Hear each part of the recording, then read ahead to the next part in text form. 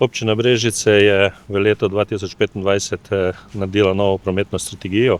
Namen prometne strategije je predvsem povečati trajno mobilnost. Tako v občini zadnje čase gradimo tako kolesarske steze, Brškolo smo uvedli, prav tako nabavljamo v javni zavodom že električne kombije in pa avtomobile. Eden od želj pa je tudi, da se v mestni promet uvede električni avtobus, ki bo predvsem prispeval k temu, da bo bistveno bolj okoljsko sprejemljiv, tako kar se tiče hrupa, zvoka, prilagojen je pa tudi za gibalno ovirane osebe. Seveda treba povedati, da za to je bilo treba zagotoviti kar 340 000 evrov, ker gre za velike sredstva, smo iskali tudi dodatne vire, tako da smo preko Ekosklada dobili povrnjenih 80% upravičenih stroškov, okoli 225 000 evrov.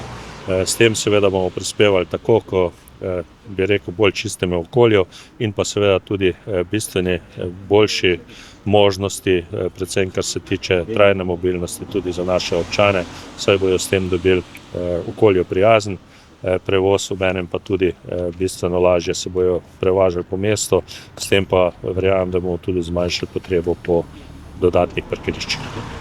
Obratujeta dve liniji, a ta strategija predvideva tudi razširitev oziroma kako pokrito je mesto? Glejte, kar se tega tiče, mi nenehno seveda se bomo prilagajali, bomo analizirali, kako je, po potrebi bomo tudi lahko ali širili ali spreminjali linije, konec koncev vse to gre v pristojnost občine, ob tem pa seveda tudi moram reči, da kot Nomago, kot partner gre izjemno na roko in verjamem, da bomo poskušali vse narediti, da bo bilo čim bolj prilagojeno potrebam naših občanov.